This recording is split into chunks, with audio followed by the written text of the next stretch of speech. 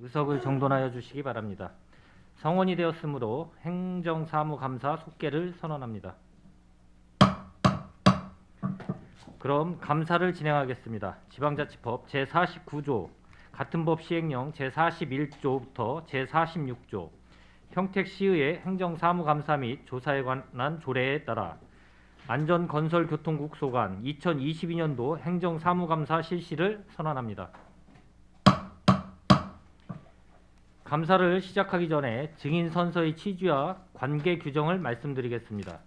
증인선서는 행정사무감사를 실시함에 있어 증인에게 양심에 따라 숨김없이 사실대로 증언하겠다는 서약을 받기 위한 것입니다.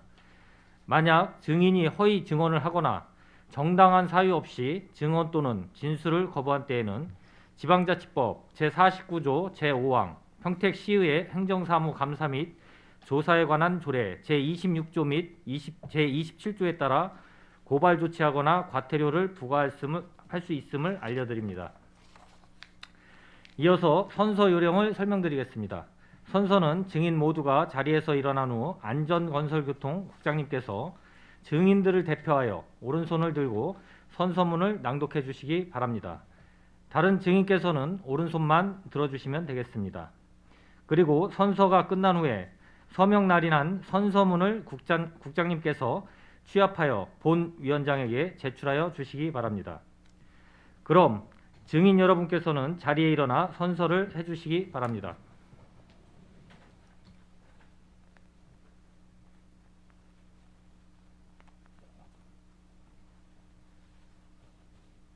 선서.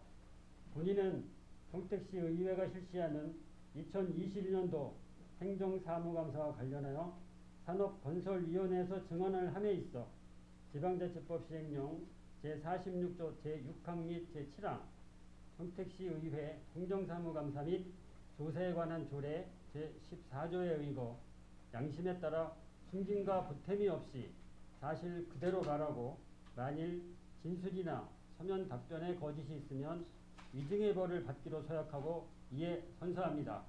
2022년 11월 25일 안전건설교통국장 박상철.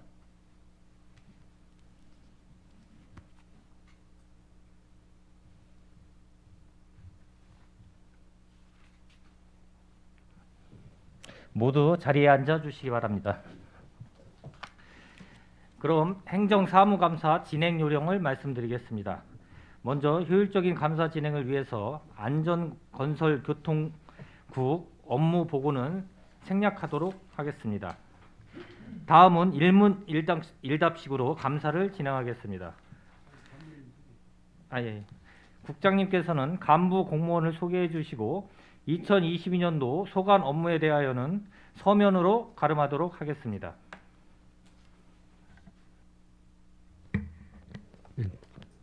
안전건설교통국장 박상철입니다. 우리시 발전과 시민을 생각하는 의정활동에 전념하고 계시는 이기형 산업건설위원장님과 손남영 부위원장님을 비롯한 산업건설위원님들께 깊은 감사의 말씀을 드립니다. 우리 안전건설교통국 소속 간부공무원을 소개해 드리겠습니다. 김재열 안전총괄과장입니다. 박영철 건설도로과장입니다. 배선철 도로관리과장입니다. 박창희 교통행정과장입니다. 김신회 대중교통과장입니다. 표광오 차량등록사업소장입니다. 이상 간부 소개해드렸습니다. 이어서 안전건설교통국 소관 행정사무감사 자료에 대하여 질의 답변을 실시하겠습니다. 답변은 국장님이 하시되 상세한 답변의 필요성이 있는 경우 담당 과장님께서 답변하셔도 좋습니다. 그럼 질의하실 위원님이 계시면 거수로 신청하여 주시고 페이지를 말씀하여 주시기 바랍니다. 강정구 의원님 질의하여 주시기 바랍니다. 강정구 의원입니다. 올 한해 평택시 발전을 위해서 노고가 많으신 그 안전교통국 국장님을 비롯한 과장님들 그리고 직원들께 다시 한번 감사 인사를 드립니다. 오늘 저를 비롯한 의원님들이 이제 그 지적하는 그런 행정이나 사업에 대해서는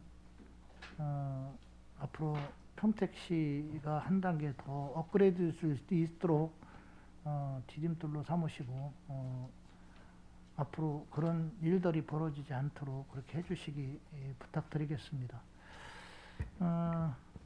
안전총괄과 좀 먼저 질의를 좀 드리겠습니다. 제가 그 부서별 의원위 운영 현황을 보니까 2018년서부터 2022년까지 지금 안전총괄과에는 그 심의위원회가 지금 3군데 있습니까?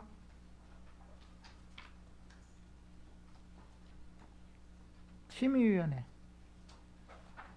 저희가 지하안전평가위원회하고 재해영향평가위원회 그리고 행사 이제 그 심의하는 심의위원회 이렇게 있습니다.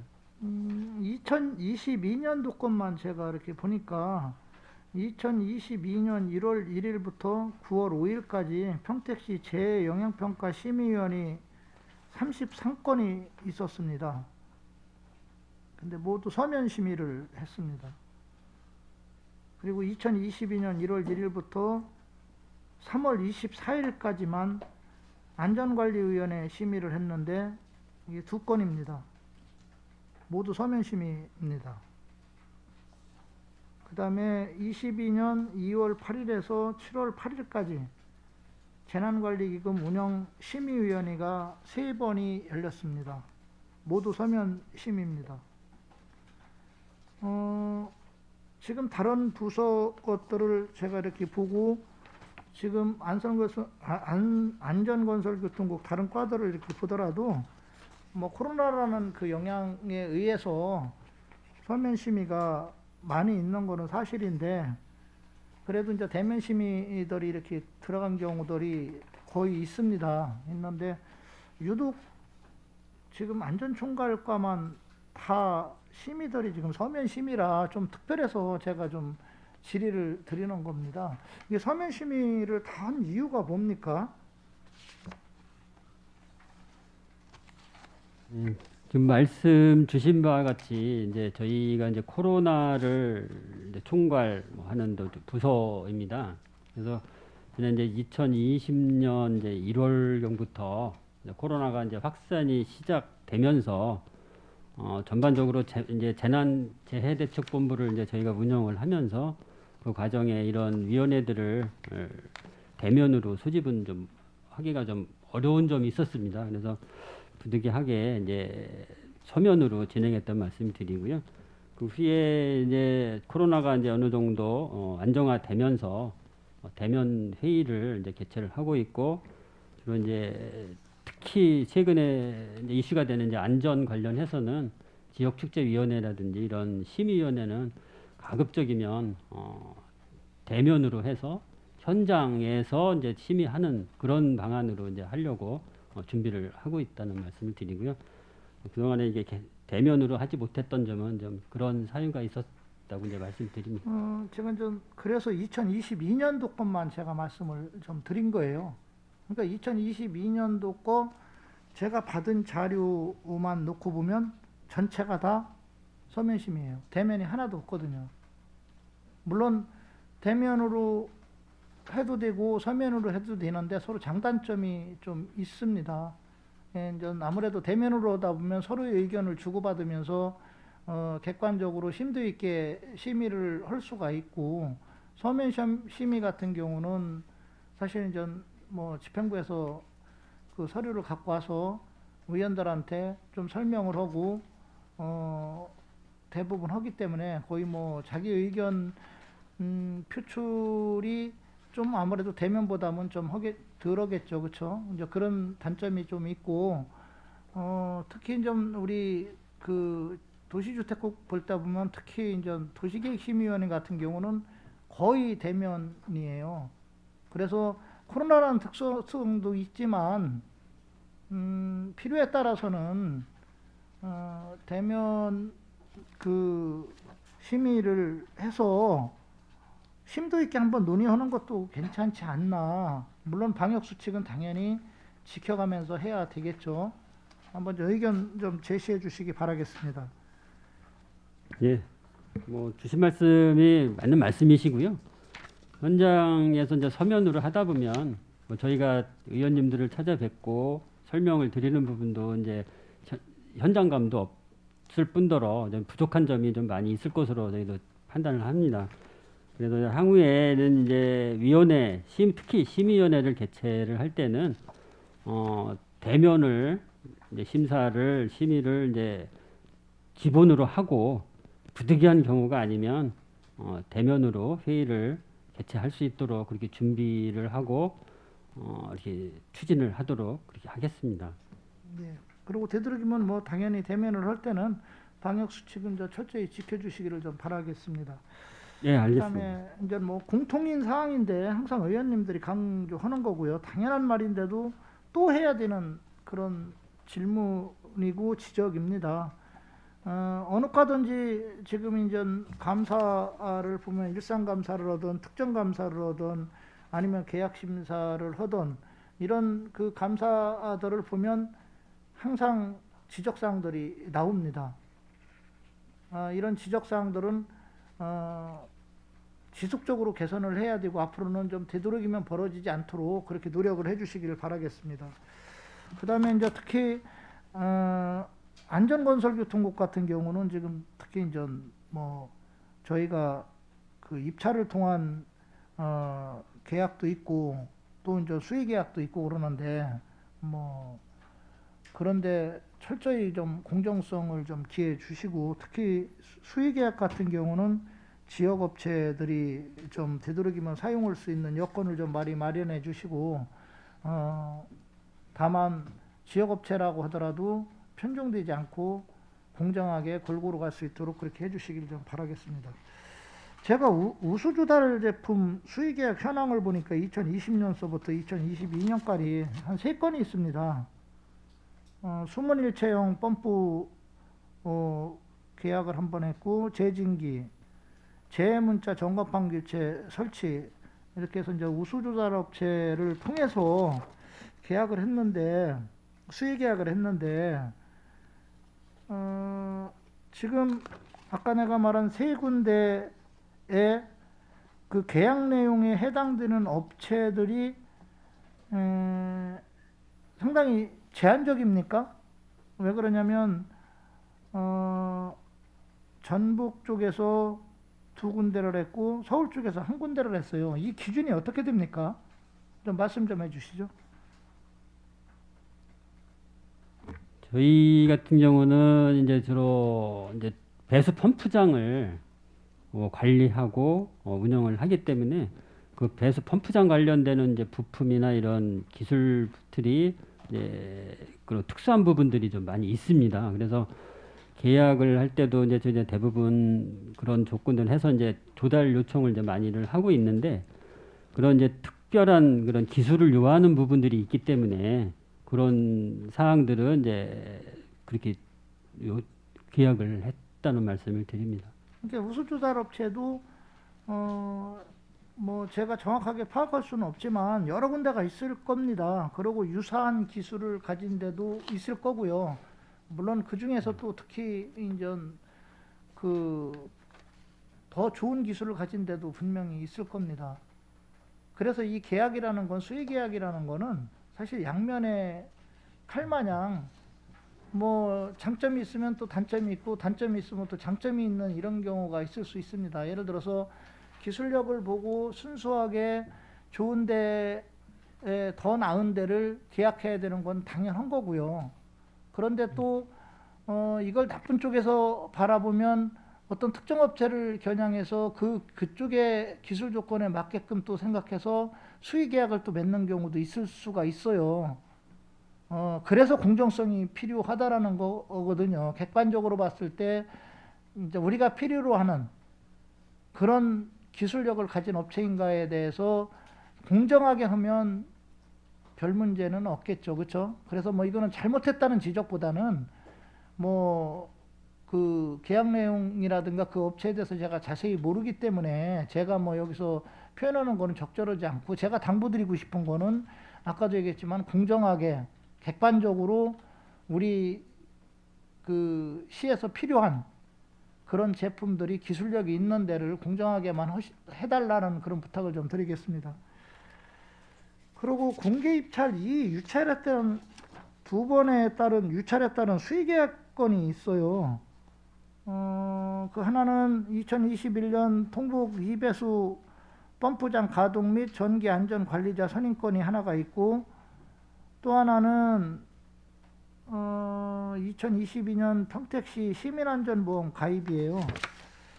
물론 이제 일반적으로 어떤 공사든지 공개 입찰에서 두 번을 유찰이 되면 수의계약을 하게끔 되어 있죠. 여기만이 아니라 다른 계약도 마찬가지입니다만, 두 번 동안 공개 입찰을 하는 동안 유찰이 된 이유가 혹시 있습니까? 시민안전보험 같은 경우는 이제 저희가 이제 한 해를 이제 하면 이제 그 보장 항목들이 있습니다. 보장 항목을 1년간 이제 하고 거기 분석을 해서 또 사고 위험이 더 높아졌거나 사고가 많이 났거나 하는 그런 보장 항목들도 추가하고 또 빼고 이제 이렇게 하거든요. 이제 그런 과정에 이제 서로 이제 보험 수가나 이런 것들을 이제 결정하는 과정에서 우리 좀 보험사 간에 좀 그런 요율이나 그런 수가 이런 부분들이 좀 제대로 조정이 안 돼서 그런 부분이 좀 있었고요. 그다음에 통곡 2배수지 같은 경우는 저희가 5월에 이제 인수를 받았습니다. 이제 그러다 보니까 중간에 이제 인수를 받아서 계약을 의뢰하고 하다 보니까 이런 문제들이 좀 있었습니다. 예. 시민안전보험 쪽에서 아마 좀 그 입찰에서 낙찰받기가 좀 쉽지가 않은 것 같아요. 여기 보니까 또 긴급 입찰, 이 유찰에 따른 수의 계약이에요. 긴급 입찰을 두 번을 해서 다 유찰이 돼서 쉽게 말하면 이제 수의 계약을 한 거죠. 그렇죠? 왜 이런 어려운 점들이 이렇게 자꾸 발생이 되나요? 예를 들어서 여기 보면 근데 아까 그 우리 국장님이 말씀했던 그 회사하고 지금 현재 이제 수의 계약한 또 회사가 틀려요. 틀리면 전에 했던 회사에서 예를 들어서 여기 입찰에 참여를 안 합니까? 이제 보험 회사들이 여러 가지 이제 보장 항목들이 회사마다 좀 똑같지는 않기 때문에 이제 그래서 이제 몇 개 회사가 보험 회사가 이제 같이 그 이를테면 이제 컨소시엄 형태로 해서 묶어서 이렇게 들어오는데, 그런 과정에 이제 아까 말씀드린 바와 같이 이제 보장 항목에 대한 부분이 보험 회사별로 또 보장이 되는 회사가 있고 보험 회사가 있고 안 되는 회사가 있고, 그러니까 그러다 보니까 서로 컨소시엄을 엮는 과정에서 그런 문제들이 좀 간혹 발생은 좀 되고 있습니다. 그래서 최대한 저희는 이제 보험료를 이제 적게 내면서 보장은 더 확대할 수 있는 그런 보험을 찾기 때문에 그런 과정에 좀 그런 어려움이 좀 있었던 것 같습니다. 일단 그 공개 입찰 두 번 유찰에 따른 그 긴급 수의 계약한 모 해상 화재 보험 회사하고 긴급 유찰에 또 따라서 유찰에 따른 수의 계약은 또 다른 모 그 손해보험 업체가 이렇게 수의 계약을 했는데, 결국은 결론적으로는 수의 계약을 한 꼴이죠. 그렇죠? 수의 계약을 했는데 업체가 이렇게 또 바뀐 이유는 왜 그렇습니까? 그 전에 했던 업체에 대한 조건이 저희 시에서 생각했을 때 만족이 안 돼서 다른 업체로 한 건가요? 대부분 하면 한 업체를 들다 보면 또 계속 가는 경우도 있잖아요. 예를 들어서 어떤 사유가 있습니까?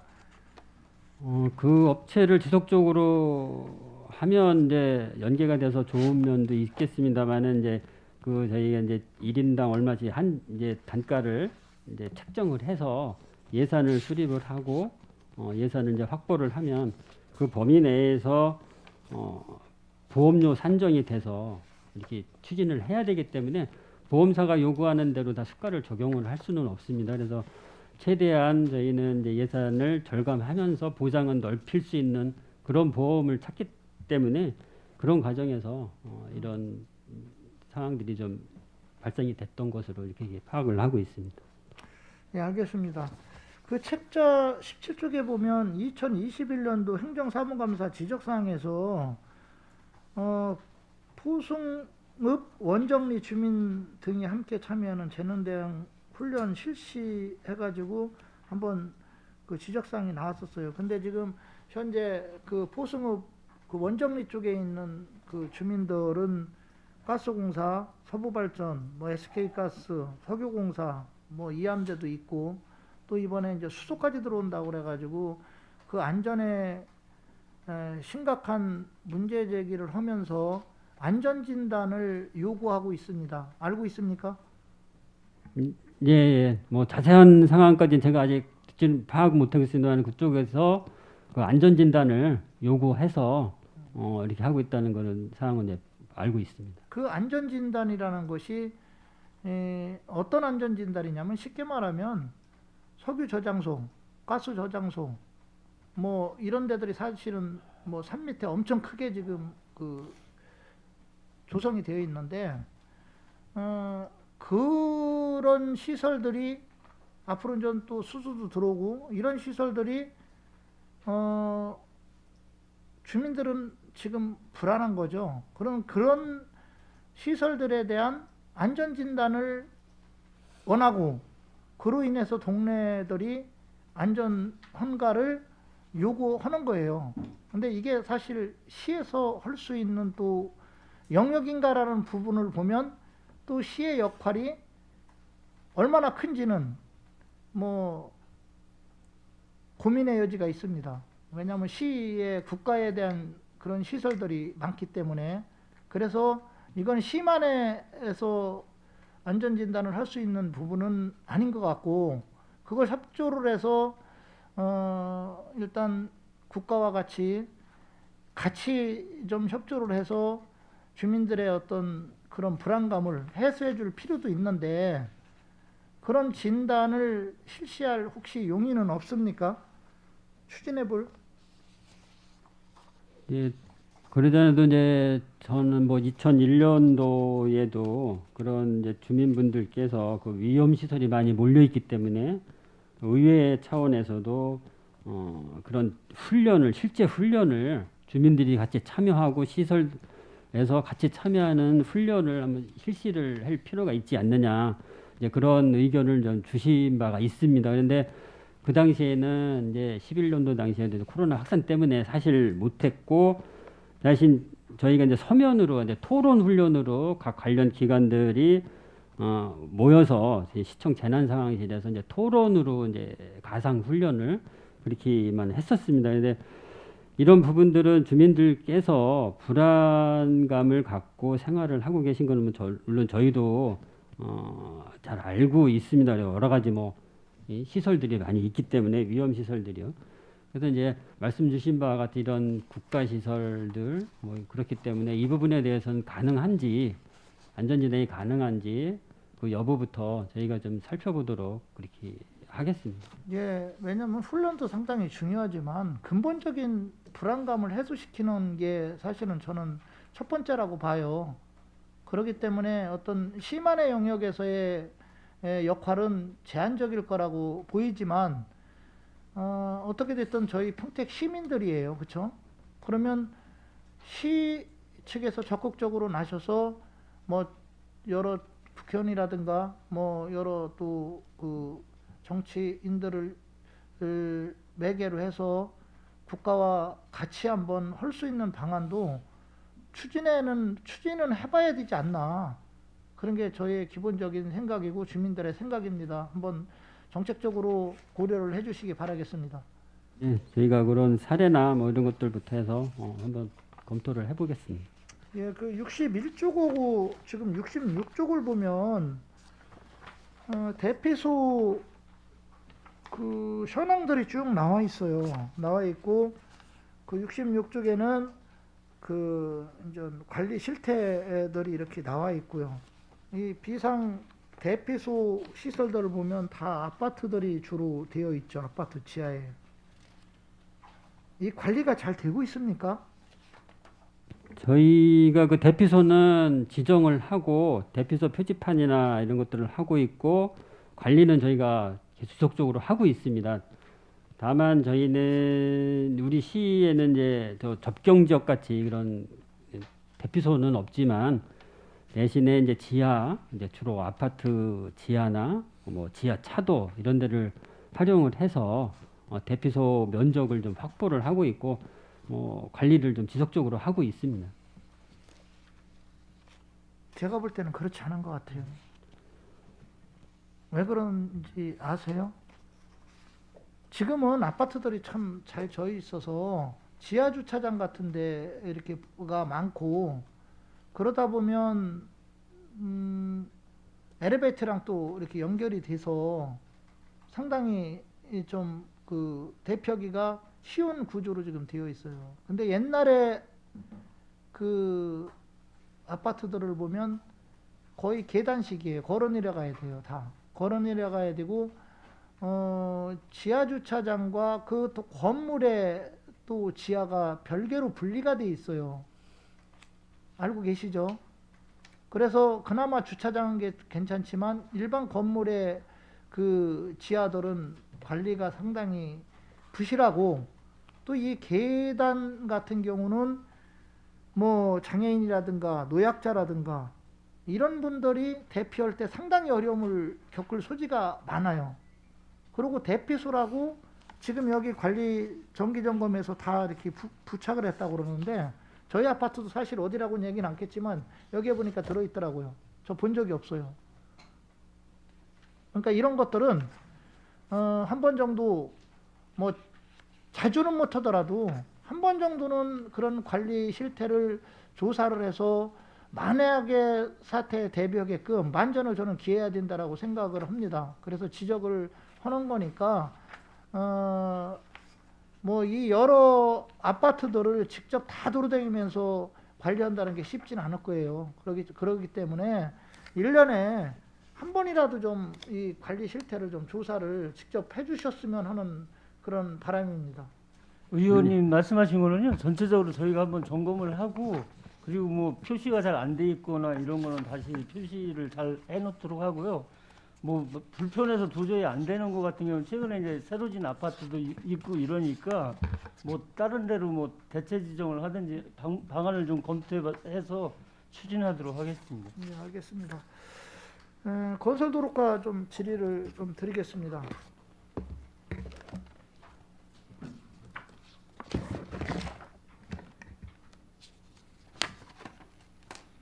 뭐 이건 아까도 공통적인 지적사항이라 그냥 간략하게 말씀을 드리겠습니다. 아까도 얘기했지만 이 감사 지적사항들 보면 뭐 특정 감사든 일정 감사든 뭐 어떤 감사든 지금 다 지금 거의 모든 과가 나와요. 이런 것들은 좀 앞으로 발생하지 않도록 시정을 해주시고 특히 건설도로과 같은 경우는 계약들이 또 상당히 많아요.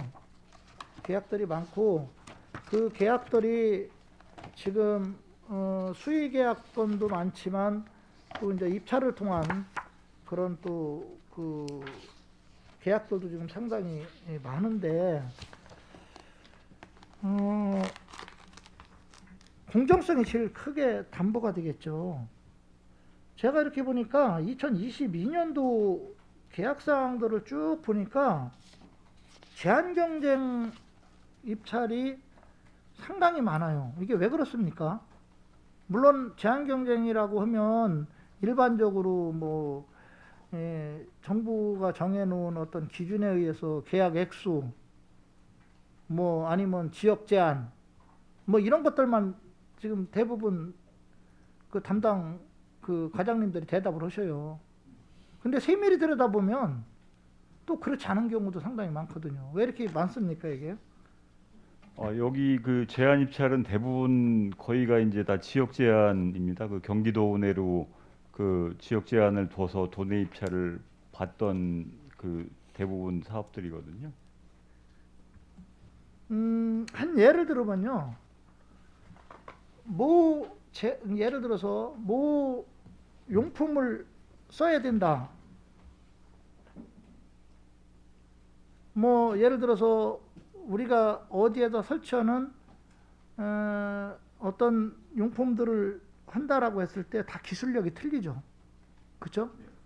회사마다 유사한 제품이고 평택시에서 요구하는 유사한 그런 제품이지만 실제 그 회사들의 각각의 특징이 있고 기술력도 틀리고 거기에 대한 표준 또 그 기술 재원들도 다 틀려요. 그렇죠?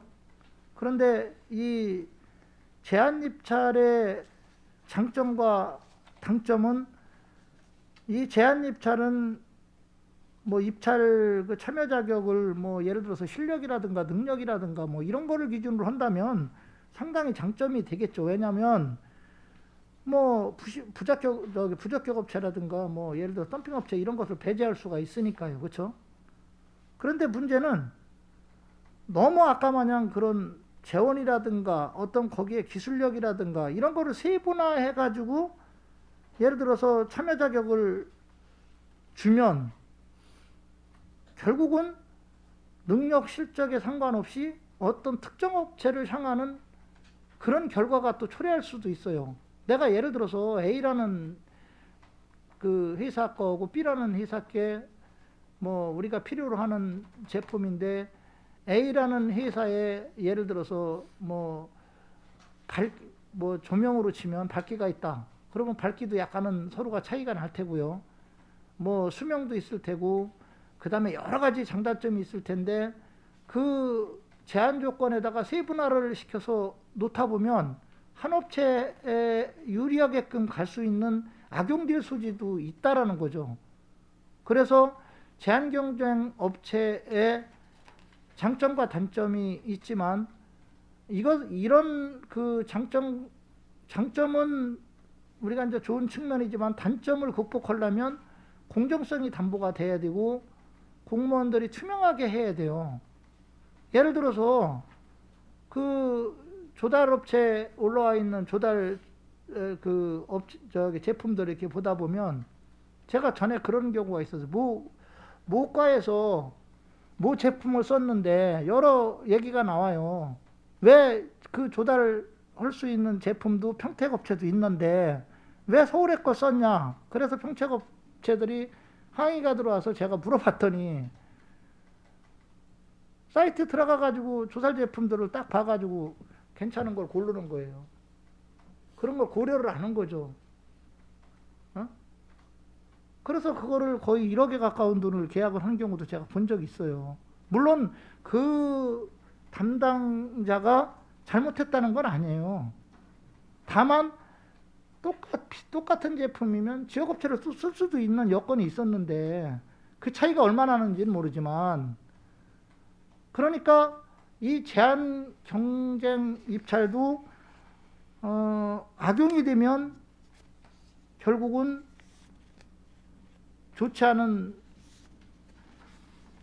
그런 또 선례가 나올 수가 있기 때문에 이런 데는 신중하고 공정하게 그렇게 좀 처리를 해주시기를 좀 부탁을 드리겠습니다.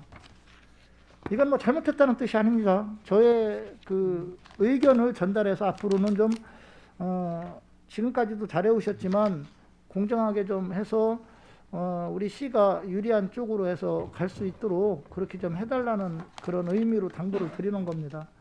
네, 알겠습니다. 네. 그리고 수의계약은 뭐 항상 얘기했지만 뭐 지역업체를 좀 되도록 써주시고요. 그 다음에 뭐 특정 업체가 편중되지 않도록 그리고 공정하게 좀 그렇게 해주시기를 좀 바라겠습니다. 지금 이 건설도로과도 보니까 공개 입찰 이 유찰에 따른 수의계약이 있어요. 팽성대교 확장공사 관급자재 레미콘 조달청 미등재 규격으로 해가지고 지금 모 레미콘 협동조합이랑 이렇게 수의계약을 했는데 좀 간략하게 좀 설명 좀 해주시죠. 이게 갑자기 이제 그 레미콘 저희가 토목공사에서 레미콘이나 철근은 가장 기본적인 자재인데 이게 가격이 갑자기 폭등을 하는 경우가 있습니다. 그러면은 저희가 이제 그 필요 시구에 지급 구입 건의를 하면은 그때 이제 그 가격 차이로 인해서 저희 광급자재는 기존에 이제 계약이 돼 있던 단가이기 때문에 가격 변동이 심하게 되면은 응찰을 안 하거든요. 그래서 좀 유찰되는 사례가 있습니다. 알겠습니다. 설계 변경 3회 이상 공사 현장을 보니까 지금 2건이 있는데 시도 19선 도로 확보장 공사 한 86억 정도 공사비가 들어간 거고요. 통복동 지하차도 개설 공사 한 65억, 66억 정도 거의 들어갔네요. 근데 이제 시도 19선 도로 확보장 공사는 지금 1차, 2차, 3차까지 지금 설계 변경을 했고 통복 지하차도는 4차까지 했어요. 지금 1차에 86억 원 정도로 했고 2차에 한 게 한 87억이 이게 무슨 내용입니까? 따로 2차로 86억이 또 들어갔다는 겁니까? 아니면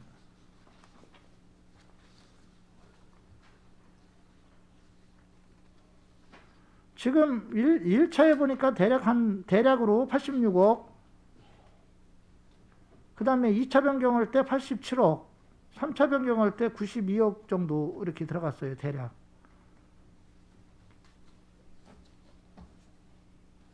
나중에 답변해 주시고요.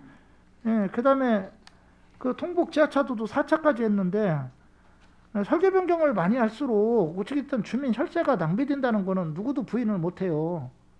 그리고 통복 지하차도 같은 경우도 뭐 지금 여기 이은하 의원님도 그렇고 지금 많이 지적하고 있는 상황인데 4차까지 설계 변경했는데도 불구하고 이런 현상들이 나오는 거 보면 이거는 근본적으로 좀 잘못됐다. 그래서 설계 변경은 되도록이면 사유가 있겠지만 이렇게 많이 하는 거는 잘못하면 관련 업체만 배불려주는 그런 상황이 올 수도 있어요. 그렇다는 뜻은 아니고요. 그러니까 설계 변경 같은 경우는 되도록이면 초기에 잘 좀 할 수 있도록 그렇게 좀 철저하게 좀 했으면 좋겠다는 그런 말씀을 좀 드리겠습니다. 제가 지금 3가지만 더 질의를 드리겠습니다. 마한산 강변도로 지금 어떻게 돼가고 있습니까? 지금 설계 중에 있습니다. 그 설계가 지금 주민들이 원하는 대로 그냥 일반 도로 마냥 개설해서 가는 겁니까? 아니면 어떤 방식으로 지금 가는 겁니까? 거기가 전체 구간에 대해서는 저희가 검토를 했을 경우에 비치가 너무 안 나와서 구간을 4구간으로 나눠서 지금 계획을 연차적으로 하려고 계획을 하고 있습니다. 그리고 말씀하시는 거 마한산 통과 구간에 대해서는 지금 이제 이쪽에 교량을 나서 호수 쪽으로 가야 된다는 의견도 있고 마한산을 또 이제 거쳐서 가야 된다는 의견도 있는데 여기는 저희가 아직 실시 설계 단계가 아니기 때문에 향후에 이 실시 설계 때 지역 주민들 의견을 수렴을 해서 방향을 결정을 하려고 합니다. 그 구간은 아직 구체적인 방향 결정할 시기는 아닙니다. 근데 제가 답답해서 좀 말씀을 드리는데요. 여러 차례 제가 말씀을 드렸습니다. 지금 교각을 세우지 않고 마한산 쪽을 갔을 때 지금 대부분 마한산 쪽으로 가는 거를 교각이 아닌 쪽으로 가는 거를 반대하시는 분들의 논리는 마한산 중턱을 치고 간다는 뜻이에요. 그러니까 마한산이 훼손된다. 훼손되는 거 맞죠? 그 훼손되는 거 누가 모릅니까? 그러면 훼손을 덜 되게 해서 가야 돼요. 그러려면 어떻게 해야 돼요? 하천구역선을 좀 내려야 돼요. 아니 거기 뚝방길이 있지 않습니까? 자전거도로. 그 뚝방길이 왜 있는 거예요? 홍수가 났을 때 넘치지 말라고 한 거거든요. 그게 하천구역선이거든요.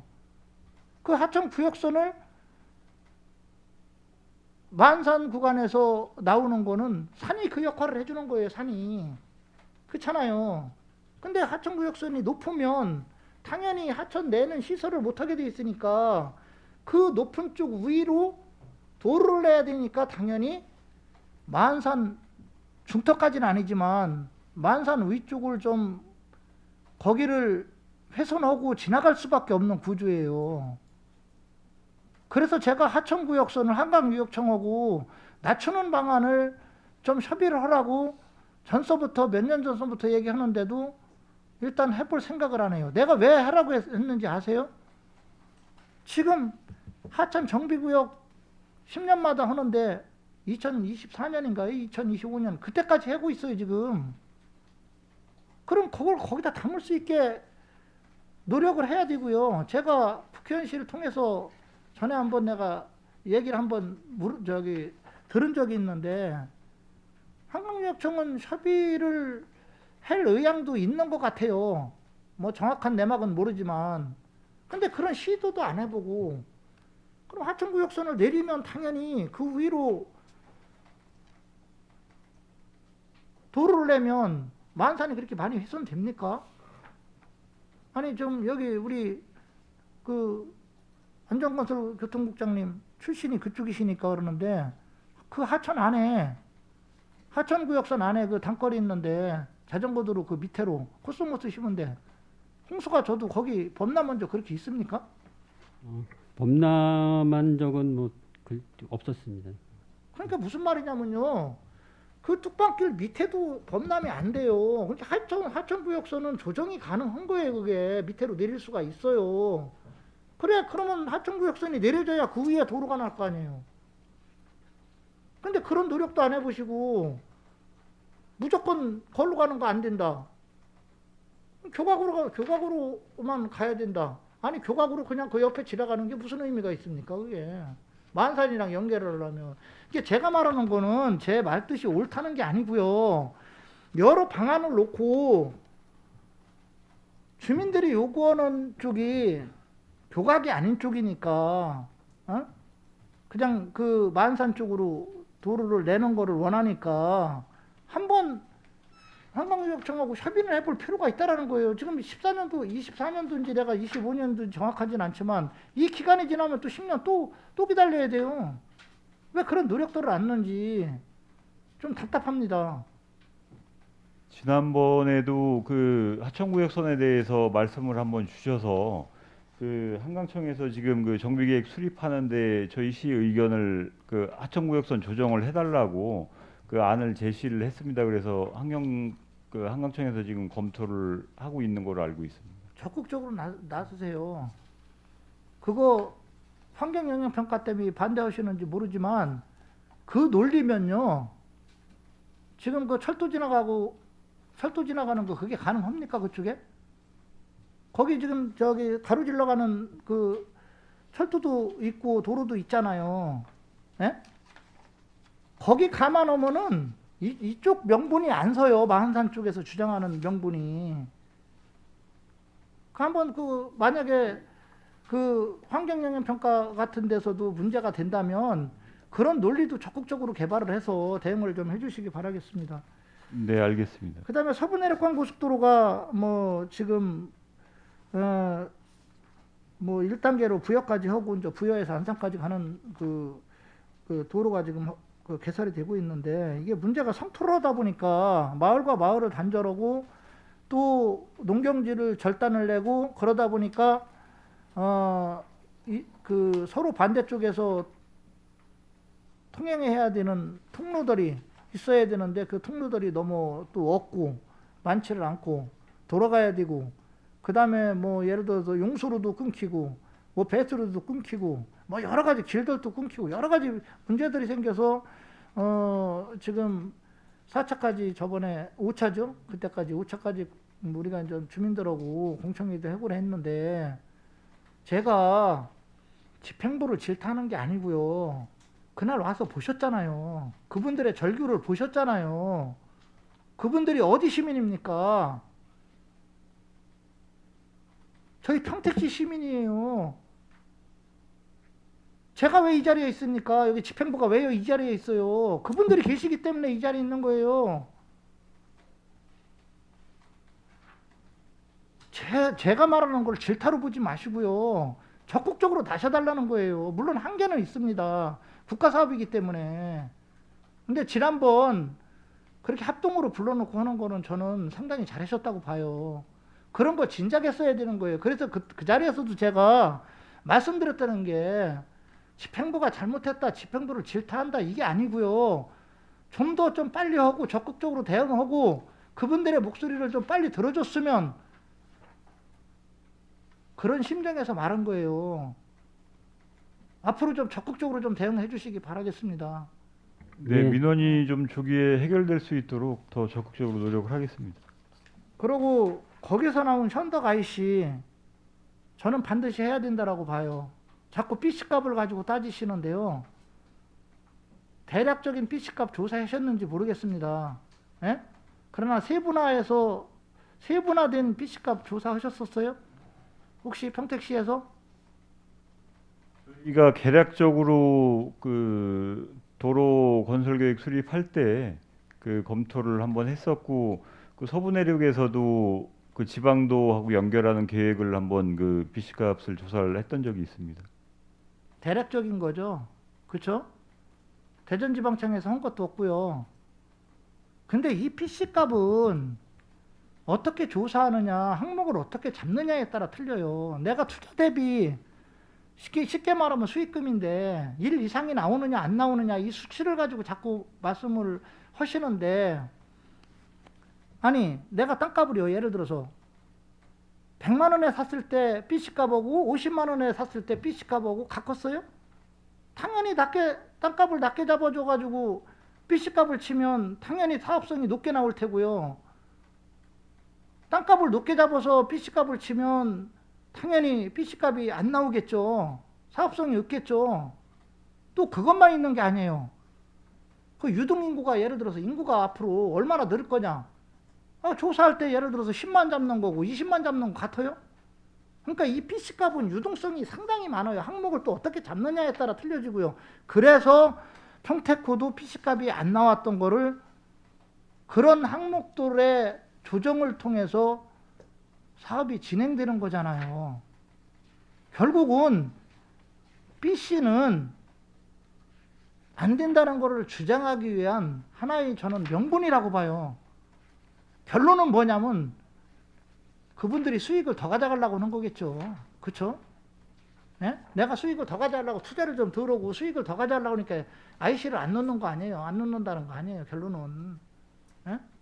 그런데 지금 민자들은요, 통행량들이 많아가지고 지금 수익이 대부분 다 높아요. 연구원들 조사한 거 보면 전에는 뭐 지금 오성 IC만 해도 그런 것 같은데 제가 정확하진 않지만 적자가 나오면 적자 부전도 해줬잖아요. 예? 그러나 지금 적자 부전 안 해주잖아요. 일의 수익이 더 나요. 그렇기 때문에 이거 적극적으로 전 대처를 하셔서 평택도 관광단지도 앞으로 들었을 거고 여러 가지를 감안하면 현덕 IC는 반드시 저는 있어야 된다라고 보고요. 만약에 이용 안 되면 시에서 일정 부분 금액을 대고 그쪽에서 또 일정 부분 대서라도 저는 이건 해야 된다라고 할 때 해야 된다라고 생각을 합니다. 어떻게 생각하시는지요? 그 지성 구간 IC 설치에 대해서는 시에서도 필요성을 느끼는 거고요. 현덕면 지역에 꼭 IC가 필요하다고 판단을 하고 있습니다. 그래서 시에서도 지속적으로 지금 그쪽 주무관청이나 사업 시행자한테 계속 요구를 했던 사항이고, 근데 저희가 이제 그 요구를 했던 사항이 이제 보시기에는 좀 미흡하다고 이제 판단을 하시는 것 같은데, 앞으로 저희가 지금 아산시 구간에도 지금 추가 IC 설치를 진행을 하는 게 있습니다. 근데 다른 그 시군의 그 상황도 좀 살펴보면서 이 비용 부담에 대한 것도 적극적으로 좀 판단을 해서 IC가 꼭 그 반영될 수 있도록 노력을 하겠습니다. 적극적으로 대응을 해야 되고요. 이미 어느 정도 공사가 진행이 되면 더 힘들어져요. 지금부터 좀 뭐 국회의원이나 아니면 그 중간에 그 지방청하고 연계가 될 수 있는 분들이 있으면 같이 협조를 해서라도 강력하게 해야 되고, 저는 지금도 눈에 선해요. 그분들의 절규 보셨잖아요, 그날. 예? 그거는 당사자가 아니면 못 느끼는 거예요. 그 사업 시행자들도 이제 그 말씀하셨듯이 계속 그 BC에 대해서 이제 그 일이 안 나와서 안 된다고 하던 입장이었었는데, 먼저 이제 월요일 날 그 토론회 때는 이제 주민들이 그 워낙 강하게 요구를 하셨고, 주민들 힘든 사항을 듣고서 입장 변화가 아마 조금 생길 것 같습니다. 그래서 저희가 더 적극적으로 대처를 하도록 하겠습니다. 예, 그리고 이제 그 하나만 건설도로가 하나만 하고 잠깐요. 예. 건설도로가는 하나만 더 질의하고 마치겠습니다. 거기 지금 사고 2월, 명시 2월들이 많이 나와 있어요. 2월액이 많다는 거는 다른 시각에서 보면 무리한 예산을 편성을 했다는 거죠. 이거는 불필요한 예산의 사장을 의미하고요. 효율적인 예산 편성이 안 됐다는 걸 의미합니다. 또 사업의 적정성이나 예측이나 이런 것도 제대로 안 됐다는 걸 의미하기 때문에 되도록이면 2월분들은 발생하지 않도록, 이건 뭐 여기에 나온 모든 과 다 마찬가지입니다. 그렇게 해주시기 바라겠습니다. 예, 네, 알겠습니다. 건설도로과는 저희 마치겠습니다. 면밀히 사업 계획을 면밀히 검토해서 2월 예산이 최소화될 수 있도록 이렇게 노력하겠습니다. 예.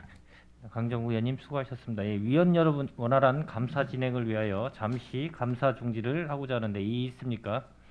예, 이의가 없으므로 10분간 감사 중지를 선언합니다.